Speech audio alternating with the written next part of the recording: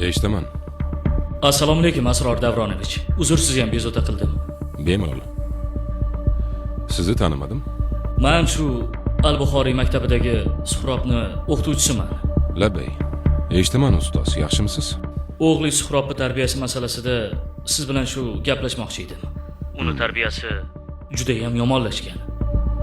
Unga tanbeh bersam, dadam kimligini bilasizmi deb menga gap qaytaryapti.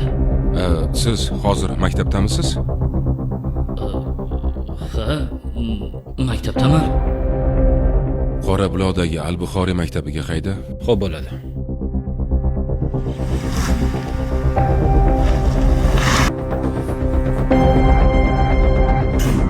Assalomu alaykum. Nima, sizga ishini taqillatib kirishni o'rgatishmaganmi? Dars bo'lyapti. Darsga xalaqit bermang. Meni kimligimni bilasizmi? Kim bo'lsangiz ham xonani bo'shatib qo'ying.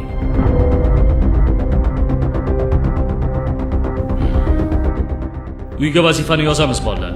Menga qarang. Sizga Chiqing dedim.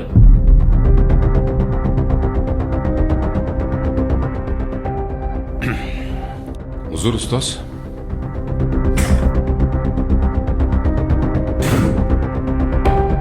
Hamma yozib oldimi? Ha, O'tgan darsga hamma tayyormi? tayyor. Barakalla.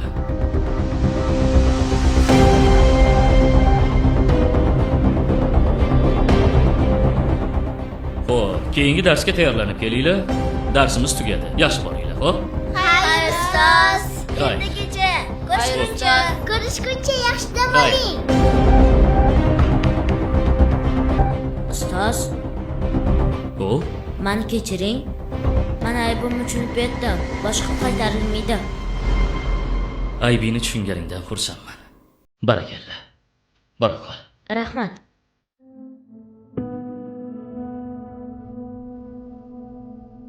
Xullas, bu gaplarimdan keyin meni ishdan ham bo'shatib yuborarsiz, lekin bu o'g'lingizni kelajagi uchun juda ham muhim. Ustoz, meni yaxshilab eshiting. Men xonaga ruxsatsiz kirib bo'ldim. Siz esa meni hammani oldida, ayniqsa o'g'lim Suhrobbekning oldida qattiq urishib xonadan haydab chiqarib yuborasiz. Yo'q, men unaqa qila olmayman. Siz katta odam bo'lsangiz, Bolani ko'z oldida ishongan tog'i parchalanmas ekan, hech qachon kelajak qurish, ilm olish va maqsadlarga erishish uchun harakat qilish haqida o'ylamaydi. Ustoz, tarbiyasiga e'tiborsiz bo'lganim uchun sizdan uzr so'rayman. Meni kechiring.